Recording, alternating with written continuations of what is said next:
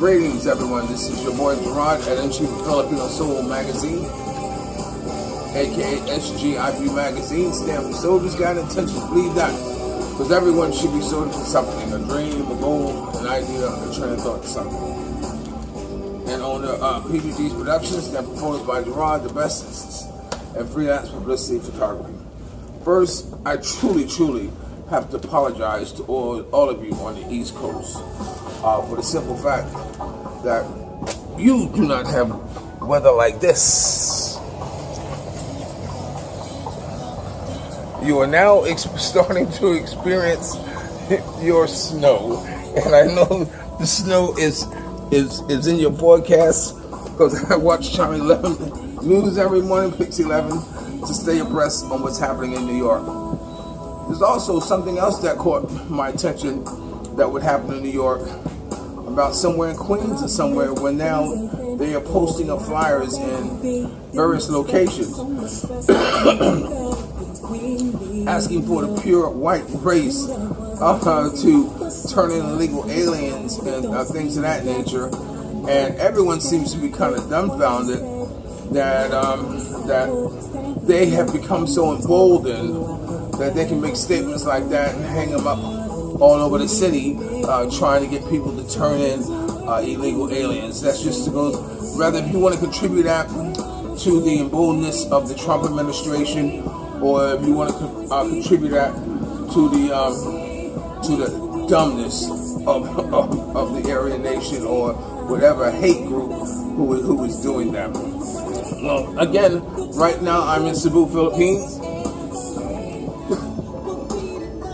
and I usually try to give you a little background on the news, what's happening here, because like I said, it's always a good idea, if not every day, every few days, to read the first 4 pages of a newspaper to know about your environment, where you're located, and especially on Sunday for the current events of what's going on, because you might miss out on some free opportunities and some free events. Right now what's happening here is that they have an impeachment hearing. The Supreme Court, 4 Supreme Court justices set to appear at a House of impeach hearing. And let me kind of give you an idea of the reason why. It says four magistrates of the Supreme Court will appear at the House of Representatives heading on Monday to testify what they have known regarding the allegations facing Chief Justice, whatever his name.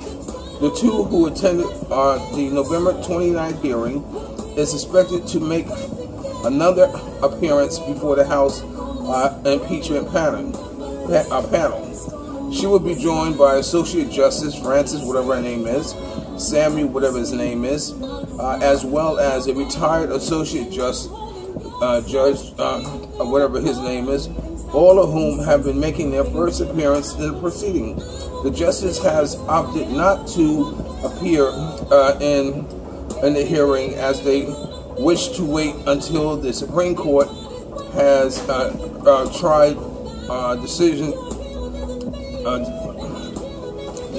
permits them to testify in the hearing. Okay, now the reason it's happening is because they were accused of some others of falsifying Supreme Court resolutions and temporary restraining order, partitioning by that they were spending money. You know, it was misuse of funds. So they were testifying against that. But that wasn't the one that I wanted to actually tell you about. Okay, and they're still optimistic about the rebels being able to talk. The government's still able to talk to the communist rebels. And we spoke to that last week because President Duterte has put out an all-out hit on all of them after the murder of a captain in what's it called? I can't remember what area it was, but there was an attack on a captain there. And these are the same organizations that they tried to negotiate with during the invasion at Marawi. And because they committed such an act, Duterte had labeled them as a terrorist organization and had put an all-out hit on all of them. So, but right now, there's still hope, some people in the parliament, that they still might be able to negotiate with them to prevent that type of onslaught on that organization. They extended an extension of a 1-year martial law in that area because, during that time of the invasion, President Duterte declared a martial law in that part of the Philippines. Martial law meaning that you couldn't be out in the street at a certain time.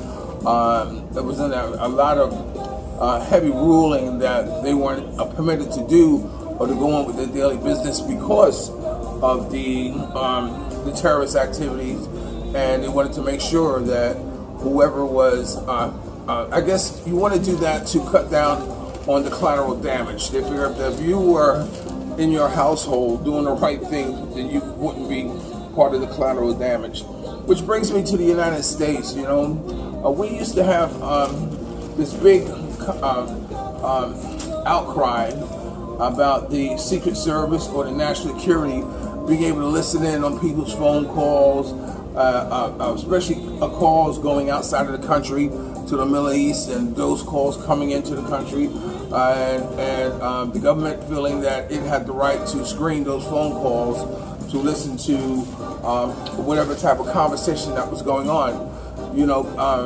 People were saying it's an invasion of privacy, and I always question that policy because to ensure that you live in a society that is free of any type of hostility that is trying to disrupt your everyday life, you should do what you need to do to ensure that it can be prevented. I personally have no problem whatsoever with them listening to my phone calls. I absolutely have no problem whatsoever with them wanting to open up my mail. I have absolutely no problem of them following me if they need to follow me. Why? Because I know that I am conducting myself to the best of my ability, actually being a person who's doing the right thing in my everyday life. So if you want to listen to my phone calls, go right ahead. Only because you'll find that you'll be wasting your time because I have nothing to hide. You used to say that those who want to cry about it are usually those who may have something to hide or whatever, or feel that it's a straight up violation of your personal privacy or your constitution from being monitored by Big Brother, which I disagree. Do what you got to do to make the citizens safe. Just like a lot of the organizations now are happy that the Duterte is being joined by other police organizations in the continuation of his drug law. And he had said that he would do whatever he can do till his dying day to make sure that his people are safe and free from drugs. You have to remember that unlike the United States, the Philippines is an island, somewhat like Australia, somewhat like a couple of islands, where it's easy to control your borders. Any country that has control over its borders are usually very successful in curtailing the abundance of guns and the onslaught of drugs. Of course, Philippines has a number, I think 200 or 2,000, how many islands it has. It does make it very difficult, but it's not impossible to actually control its borders. So he's doing whatever he can to make sure that drugs is eliminated from his country. He said it's what he said when he took office. He said it's what he did when he was a mayor, that he wanted to rid the country of drugs. So more power to him. Whatever he needs to do to make sure that drugs, does not become so overwhelming, that it's so blatant, that he needs to do. And I commend him for that. I salute you, President Duterte, for you doing whatever you can to make sure that drugs is not going to overrun your country. Already we've had a day of rage in Jerusalem from the decision that Donald Trump has made to make Jerusalem the capital of Israel. Already there have been some missile attacks from the Palestinians into Israeli territory, who are upset over the decision of making it an capital. Now you got to remember the 6-day war back in 1967 or something, where Israel invaded Palestine, that area. It had took control over that area, and the fight has always been that that area has belonged to the Palestinians, that the Israel has taken control over, and because of that has always been the big dispute of what has been going on, because of course that part of the country was supposed to be the birthplace of Jesus. It's supposed to be the birthplace of the place of his crucifixion and the place of his resurrection, to my understanding. So it's grounds that are holy, and not only in the Christian faith but also in the Islamic faith. But the point of the matter is that because of that decision, there already has been some uprising and some attacks that have begun. I think there was one leader who says that this is the beginning of Armageddon.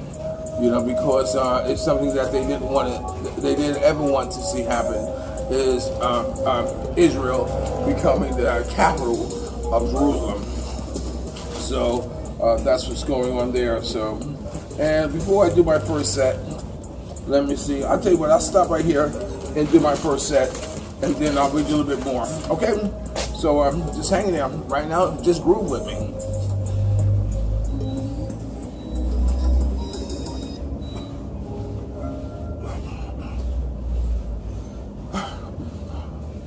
Okay.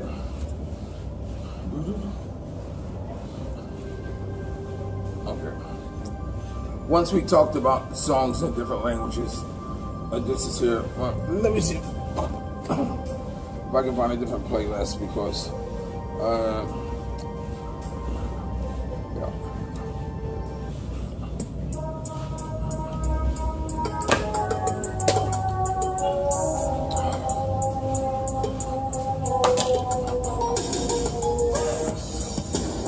I'm wearing my heavy fleece because I want to sweat. It was funny how you get indications of you actually losing weight. Yesterday, Diamond put her arms around me, around my waist, and she said, "Wow, I can actually touch you." I go, "Wow." So I guess I must be doing something right.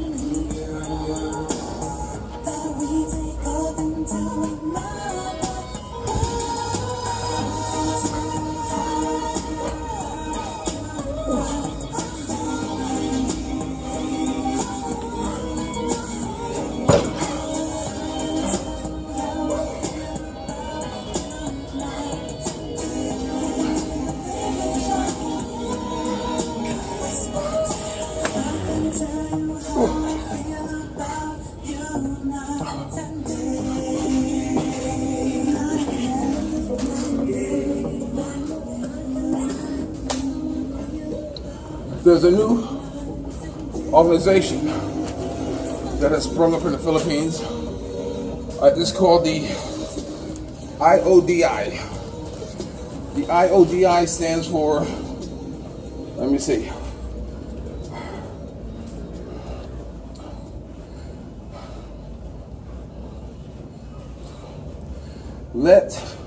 Let's organize for democracy and integrity. And as you can see, the third day is known to have a fist pump where whenever he's on stage, they all unite with a fist pump.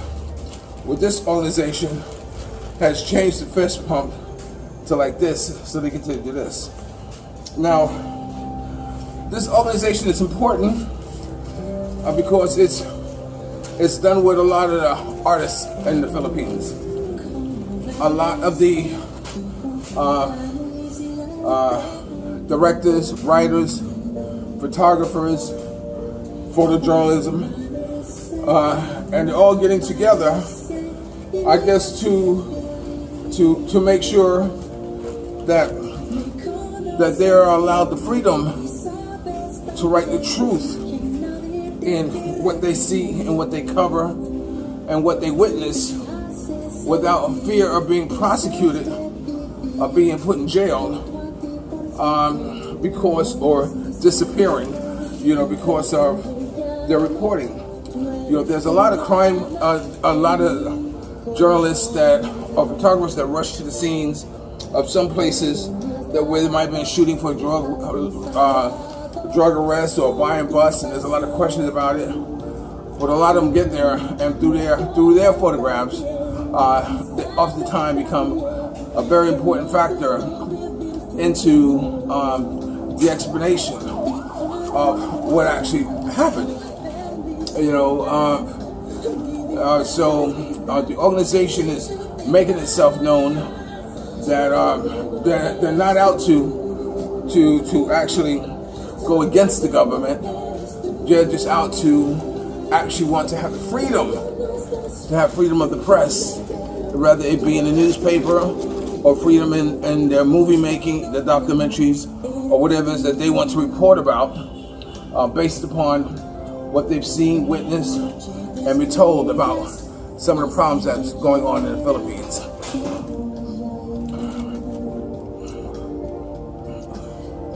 This is the article I was looking for to tell you at first. This was the article here: second Christmas in jail for a QC woman who carried. This is a situation that was happening. A woman who upheld an entire resolution that found plausible cause of charged a woman with her alleged sales and possession of shabu. Shabu is methamphetamine. It's meth. It's imported from China, like I spoke to you once before. But mind you, I also mentioned that China has also given Philippines over $2 billion in help to, it didn't say help in the drug wars, but help better the rebuilding of Marawi, where it was destroyed by terrorists. A 35-year-old housewife who have since been maintained that no drug bust took place, saying that she was a victim of a buy and bust that was fabricated by members of the OC Police Department. Now, this is some things that has happened time and time again, that they say that that these alleged drug busts were actually police setups, and we are familiar with that because in the United States there was a time that when there was a police shooting, that cops were notoriously known to carry a throwaway gun or a knife, and that they were put next to the suspect and say that he was being attacked or he pulled a gun. So here in the Philippines, there has been an outcry that over the time these buy and busts are just that. That's why body cams that the Philippines is beginning to use is a good idea, because they're beginning to recognize and want to make sure that the citizens feel a little bit more comfortable whenever police enter their communities to police it. Well, it says in a counter affidavit, she recalls that she had just left a Christmas gift giving event on December 21st, where a village watchman asked her to come into the Barangayha hall. When she went in, upon arriving that same night, she was placed under arrest after someone pointed to her and another woman as the drug suppliers who have been hired him as their counterpart. So this is a case where rather if she's 100% innocent as what she's claimed to be, but it's just a matter of someone pointing them out and saying they are involved. And this often is the problem. What happens is that if I had an enemy and I wanted to get rid of an enemy, whether if he was my drug competition or he was somebody who just had a barking dog, I would point to him and say he's selling drugs, and as a result, he could be arrested or killed in some cases. So that's always a problem in the Philippines. What happens is that someone can easily point you out as someone being involved in the drug industry and you getting arrested.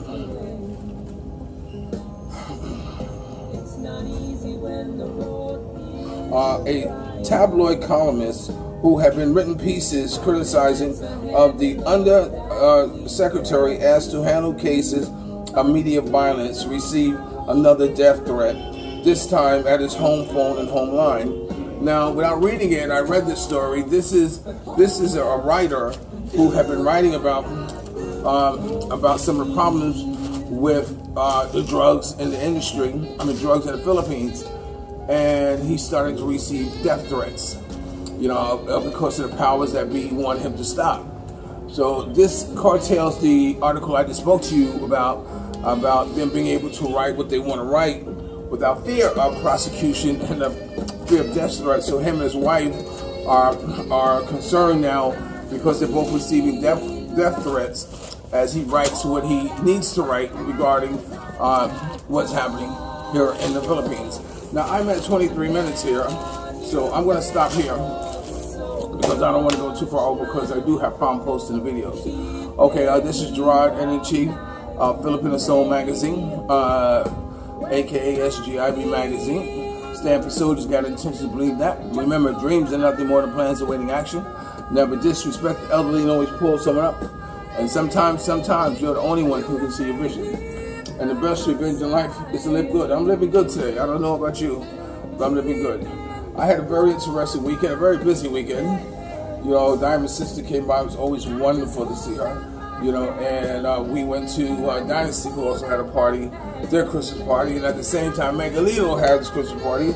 So, I'm drinking Filipino wine, homemade wine.